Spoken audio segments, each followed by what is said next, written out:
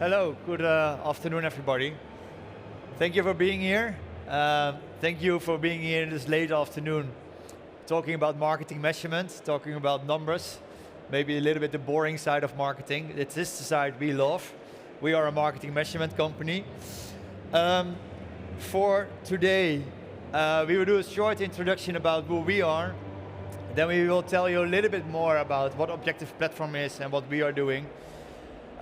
We are going to talk about the #1 challenge of marketeers. It's a big topic.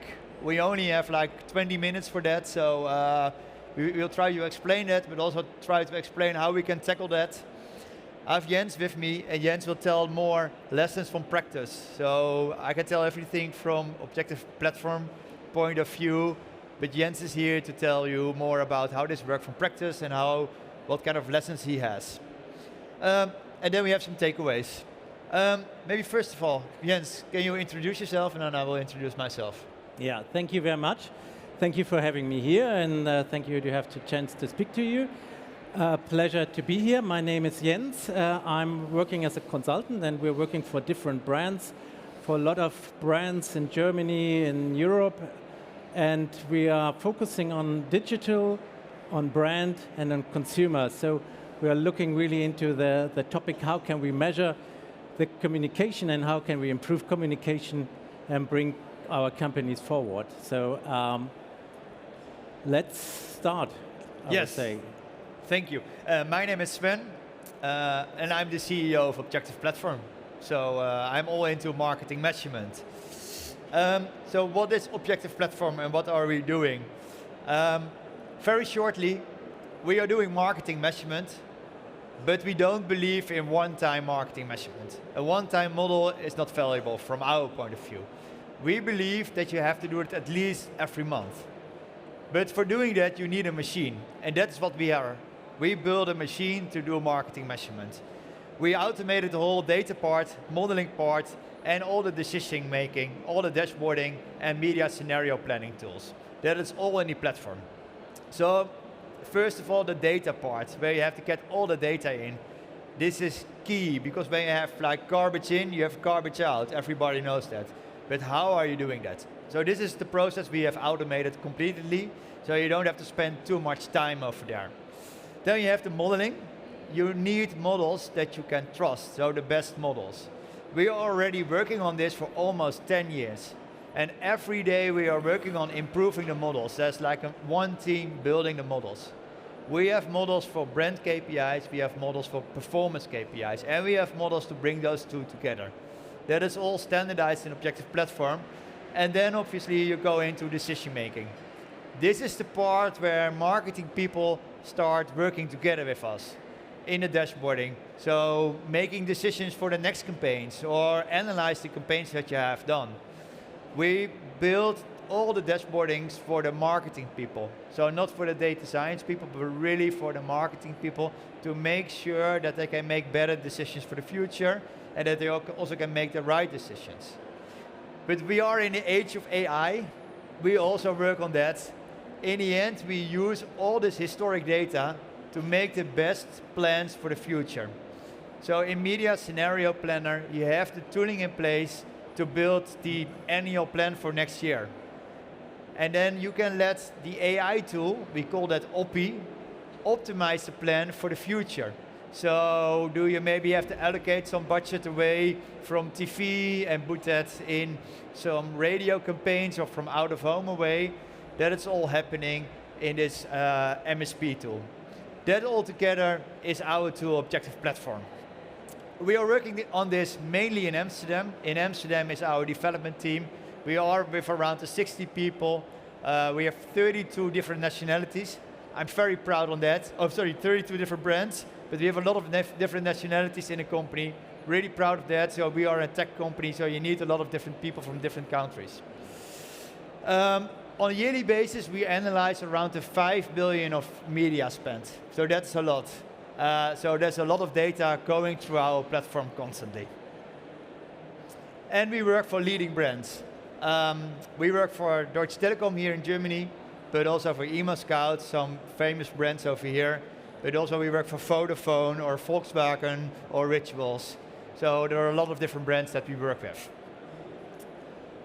I'm going to talk about the number one challenge of marketeers. Is this going right? Yeah.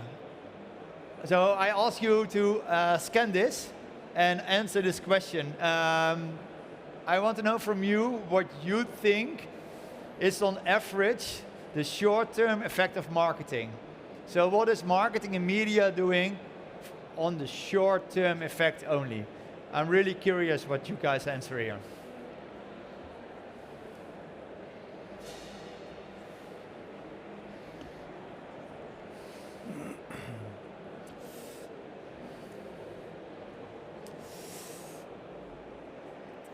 I see that the winner is up around 5 to 20%. It's still moving a little bit. It's really between the 5 and the 30%, 20 to 30. On average, we know and we see as well that media on the short term only has an effect between the 5 and 20%. So only between the 5 and 20% of your results, of your sales, is influenced by the media that you're doing today. And we know that the challenge is to balance that. How can you balance your investments to the future between those performance campaigns that should deliver some results tomorrow and those brand campaigns that actually deliver some big results the coming period? And that balance is a really big challenge nowadays. And you see that a lot of brands allocated more and more budget to the short term, and they actually are forgetting to invest in the brand, in the long-term investments. Well, when you see this as well, that 80% of your sales is coming in despite doing nothing, that is not by doing nothing, but that is by a huge investment by brands. A huge investment that is done the last couple of years already. And you should never stop with that, obviously. I really like this case from Tyros Ships. It's a premium ships brand from the UK. They were really addicted to promotions. So they did promotions in the supermarkets all the time. And due to those promotions, the price was dropping. So the average price was only £1. And also the margins were going down and down. So they were looking to a solution to get the margins up. What they did, and it's in the article of Marketing Week, they actually stopped all the promotions. And they started to invest in the brand. So more in the long-term effect, so the long-term sales effect. And they really turned it around. You see here that the price of the ships brand, ships increased from £1 to £1.50. So a way higher price. But also the revenue increased, and in the end, even the market share increased. This case really proves that building a brand gives you way more value for the future. Not for tomorrow, but when you do a big promotion, you have probably more sales tomorrow. When you look to the long run, it will help you to build a brand and also to build way more sales. Another one question. Imagine you had to stop advertising today, completely. Your CFO is calling you tomorrow, stop all the advertisements. Which campaign still brings in conversions tomorrow? Is that, for example, the big brand campaign you did in Q2? Or is this the performance campaign you did in Q3? Which campaign is still bringing in some conversions for you tomorrow?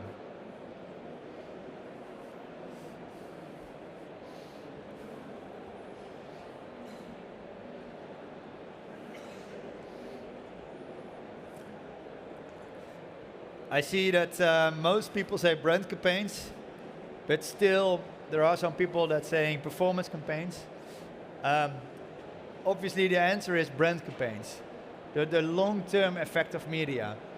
But the only issue is that it is really difficult to prove. It is really difficult to make those brand campaigns really accountable. This is an example where you see that a company did a big brand campaign between March and May. What we also have calculated is actually what the baseline was when you didn't do the brand campaign. So the light blue line is lower than a dark blue line, so the actual line. you see here that you can actually estimate what is the added value of your brand. And an interesting story is, maybe very nice that we can do that, but how are we doing that? We try to explain that in 5 minutes. There are 2 things. The first thing is that you want to know how you can improve, but also influence your brand campaign. So what are the factors that are influencing your brand KPIs? And the second thing is, how is your brand KPI or your brand influencing your sales? So there are 2 different things over there. So I think everybody knows this. On the left side, you have all your marketing and media, and on the right, you have your short-term direct effect of media. So there is marketing mix modeling. That's also what we do every day, to estimate what your marketing and media is doing for your short-term media conversions. And then there's step 2, where you have your marketing and media investments that is influencing your brand KPI. That is also, you have an MMM in place to do that. So then you know what media is influencing your brand KPI and what media is influencing your sales. But then you want to stitch those worlds together. What we know and what we are doing is that brand KPI is influencing your baseline conversions. And we, based on this model, we can estimate exactly how much. So how much is your brand KPI influencing your baseline conversions? And is it very positive or is it maybe a little bit negative? Because when your brand is going down, so your brand consideration is decreasing over time, it can also be that your brand KPI is actually influencing your baseline conversions very negatively and that it is decreasing. The other thing that most of the brand marketers really, really like when we talk with them is the other part, where you see that brand is also influencing the performance media. So when you have a very, very strong brand, your performance media is also performing way better and is way stronger. So the performance people are maybe very happy because they do it very, very well, but they are really depending on the brand investments. And when the brand investments are going better, they are also doing better. So what you also see is those, you also see that back in the model where you see how the brand KPI is influencing the performance media. So how do we do that and how do we bring this to dashboarding? Here do you see a dashboard where we bring in the total effect of media. So you have like the short-term effect, the direct effect, and you have the long-term effect. But what you want to see as media manager, as marketing manager, you want to see the total effect of media. That's what we show here, and we also show which channels are most effective. Here it's a little bit of a difficult insight, but it is a very interesting one, where you see when your brand KPI is going up, your baseline sales is going up. And where is the tipping point? So how much do you have to invest to reach like the perfect brand KPI level? That is what we show in this dashboard. And then we have the last dashboard for you, where we show how media is influencing your brand KPI and how you can actually control it better over time, and how your brand KPI is reacting on media investments. And that's also in this where we show you a correlation analysis, so you can track constantly if this is still going on and if it's like improving, or maybe the brand investments are not influencing the short-term effects anymore. A lot of explanation from me. I will give the floor to you to explain some more about the practice. Yeah, thank you very much. So Sven introduced me as a partner, and we're working for a lot of brands across different industries, and we are not only working with that platform. So we are doing a lot, and it's not only what we say or what we think. I think you all know this study or this information from Les Binet. And Sven told us, or you also voted, that there's a long term and short term, but it's not neither nor, it's both. You know, even if you increase your sales with promotion and you have peaks there on your sales and revenues and profit, it's even more important to also have a brand or a base where you can start from. And when you build up your brand, you start from a different level, from another level. And then you can put on that level, you can put promotion on it. So it's not either nor, it's both. And as Sven said, and also you voted that most sales and revenue and profit, and then your competition level is based on future sales. Most of your sales is not coming tomorrow or the next week or the week after. It's really a long-term process, and this is also illustrated by the graph. If you stop doing commercial or communication or marketing, then you will lose your base, and this is tremendous. So most of your sales then you will lose, and after 2 years, and we proved out also that with several projects with our clients, after 2 years you lose 25%. So it's 40%, 50% of your base you lose, and then that means that you lose 25% of your sales. So it's the short-term effect. You can see, to see the whole picture, you have to see the short-term effect, really what drives your sales, but it's also the long-term effect. And we have several projects there, and then we came up with solutions. They told us, okay, we can really identify and analyze the amount of the long-term effect.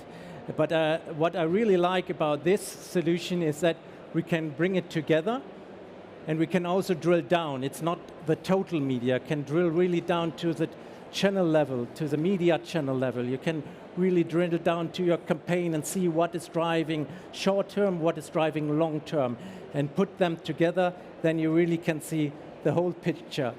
And also, it's a balance of, I would say, the CFO and the CMO. You really can show that with short-term effects of your media, it's always, or most time, it's not really a good return of investment. It's below 1. But if you also include the long-term effect, you will see that it's not really an cost block, that is really an investment in the market, and it's really an investment in your customers.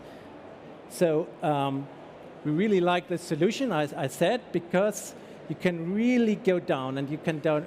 This is from also a client we work together, and it's a very big client, has a lot of campaigns, different products, a lot of media channels, so all channels, and we've proven it on really on sales KPIs, on traffic KPIs, but also on brand KPIs. And there we integrated also brand KPI, more midterm KPI, I would say, like unadded ad awareness, for example, to see what is mid-time driving this KPI, but also long-term, like image KPI, that's really long-term, 1 or 2 years ahead. And you can break it really down.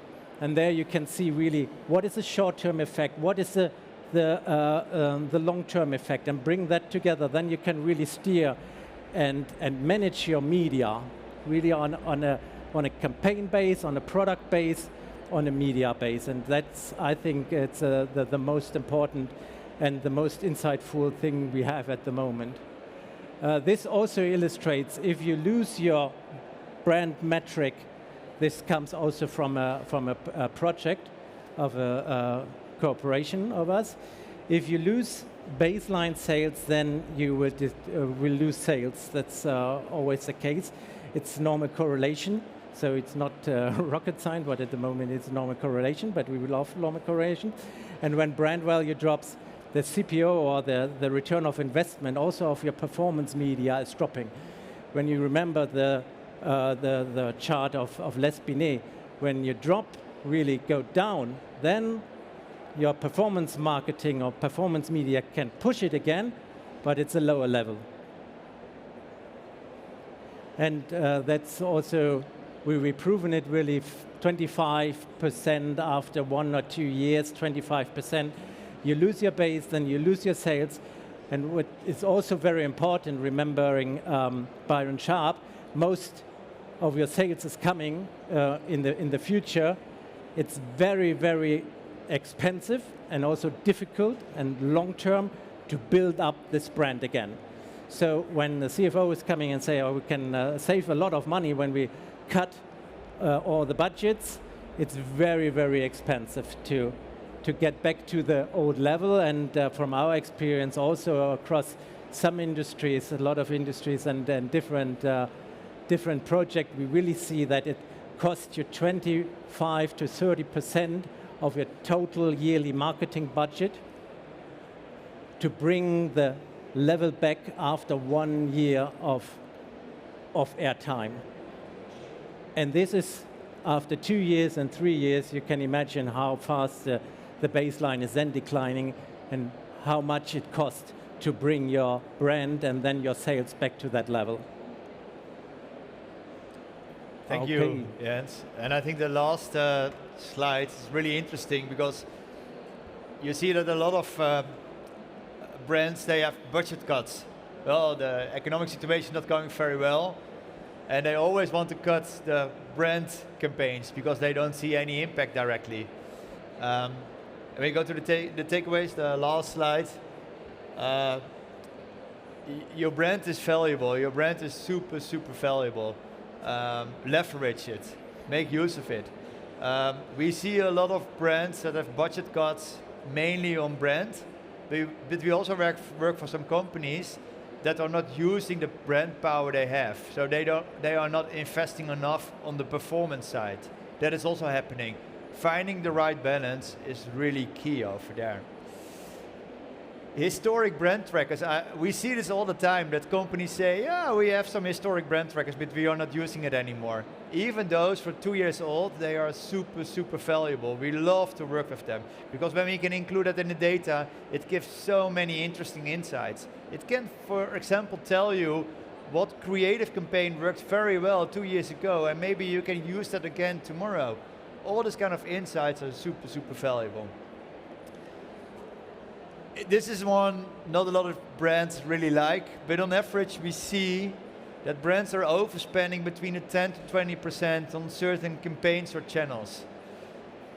So around the 10 to 20% of your budget that you can allocate to other channels or other campaigns to make more success, obviously can bring a huge difference.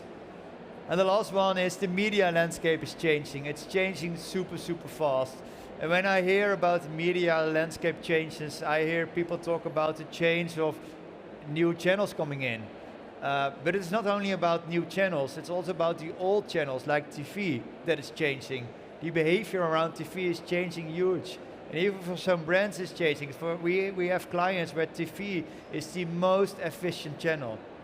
It's also the cheapest channel there is. But there are also clients that they go almost completely away at TV because they don't reach the target audience there anymore. So the change of the media landscape is huge there. So take that into account. We were a little bit over time, but we have 7 more minutes for some questions. There's a question over there. They're coming with a microphone, so please use it. Hello. A lot of institutes like Nielsen, GfK, etc., they really struggle to measure or show the long-term effect. What are you doing differently, or how can you show it, measure it, when others struggle so much? Yeah, we also struggle. Yeah. So, yeah, we come from the digital age. So we started 8 years ago doing MTA, multi-touch attribution. When you know that MTA doesn't take into account any brand effect, like 0. I still remember 8 years ago we did our first brand project with a big telecom. And we actually did this 8 years ago, but then a little bit different, not the quality we have today. But people didn't believe it yet, that you could do that. And it was really hard to understand. It was really a data science product, I can say. So we work on this for more than 8 years already. It's not working for every advertiser, I can also tell you that. So you need a certain level of data quality. That is really important. But when the data quality is there, the brand tracker is of the right quality, the data structure is there, we are able to do that. And why maybe we don't have like any legacy as Nielsen has or any other company has. We are completely new. We build up everything new. Maybe it's that. Anything to add? May I add something? This is just a presentation, you know. It really works. So it sounds very easily, and it sounds like a piece of technology, and then you have it, and then you can use it, and then next week you can see everything. So it's really a lot of work, and it's really a lot of change management as well. It's not all about technology. So you have to find the right data. You have to find it in the right quality. You have really the data that fits to your brand, to your market, and to your sales as well. So it's not very easy, and we struggle every day. So it's not that it's so easy, but it's possible, and we really proven it on our customers' base and in our client project. And as Sven said, I really prove it every day. So I have different platforms to use, and I also know Nielsen and GfK, and they are doing a great job. But it's really to work with it and to take a solution and then change your company, find the right data, and then start. So it's not easy, but it's possible. Not for everyone, as you said, but it's possible, definitely. Thank you for your question. Is there any other question?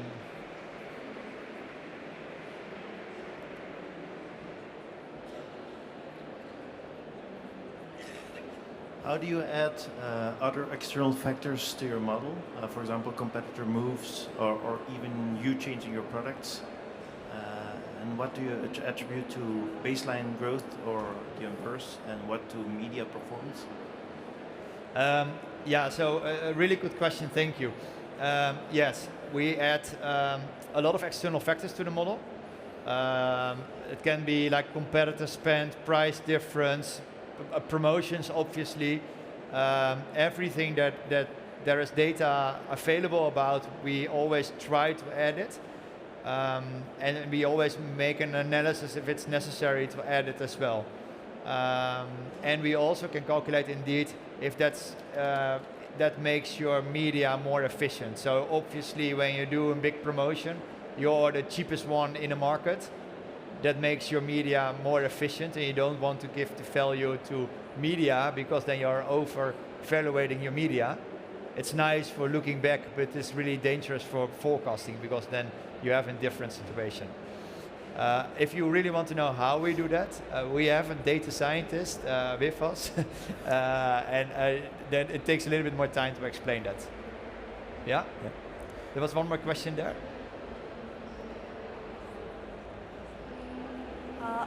Hello, you mentioned that you are using brand KPIs. It's a nice term. Could you give some examples?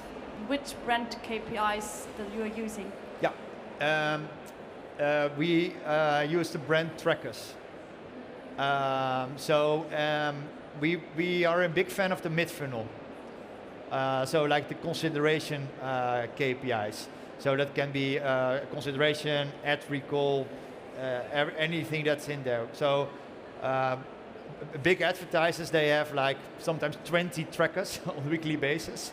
So we obviously are not including all 20 because then the model is not working anymore.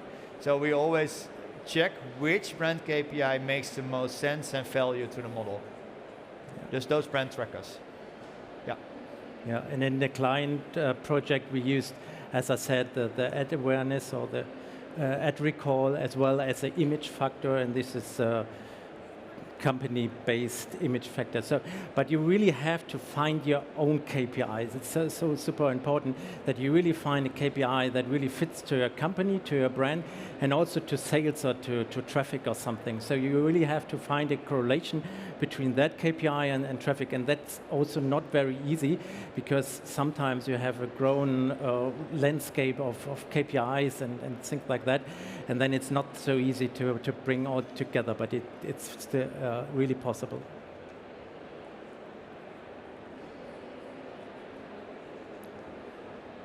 Thank you. So you talked a lot about Byron Sharp, and you're also familiar with not only mental but also physical availability. So do you also take things into consideration like distribution, How easy is the product available compared to the competition maybe, but also many brands that have a range of products that also might interact with each other. So how do you take these things into account? Sven? Yeah, maybe you can answer. I can. So it's for us, it's always very important to really focus on media. So everything that also influence media, we try to cut off. But it's not very easy to do things like distribution or the quality of your salespeople or something like that. So it's a stepwise process, and try it out, start now, use everything you have, and it's not, what we see here is not the starting point, it's really the end point.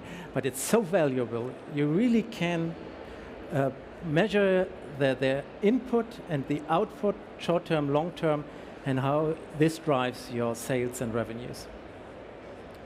It is possible to do things with that, but maybe you can interact about it after the session. Yeah, it's a really long later. answer. Sir. Hi, I obviously see enormous value in this. Conscious that it's at an aggregate level, and I'm curious how you see this sitting alongside the trend of leveraging first-party data to be more personalized and segmented. Do the two interweave, and have you any experience of supporting brands in navigating that? Navigating between first-party data, you mean? Sorry? What do you mean exactly? How to use the first... So the insights from the work that you're doing, I understand, you apply them at an aggregate level, so it's dialing up certain channels, campaigns, timing, for example. The foundations of the idea of leveraging first-party data is more tailoring that messaging, timing, spend to specific audiences or ultimately individuals. So I'm curious how you see the two playing alongside each other, or if you have any experience of they're connected. Of a combination of the two it's a combination, together, and they're connected, and also in that tool they are connected. But this is another issue with the first-party data, and how this can also be a solution for that, because it's more aggregated, and then you can use what you have, and then you can build on that. But it's also possible in here, and it's integration. It's integrated, right? It's an MTA also integrated, so you can bring back. You can integrate the solutions. So we have some clients that really have integrated it. I can tell you more about that case study, that the CX system is kind of feeding, or we are feeding into the CX system. That is possible. It is really, on a maturity level, quite high, I have to say. It's next level.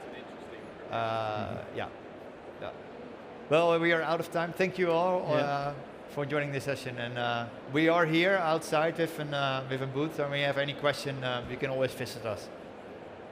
Thank you.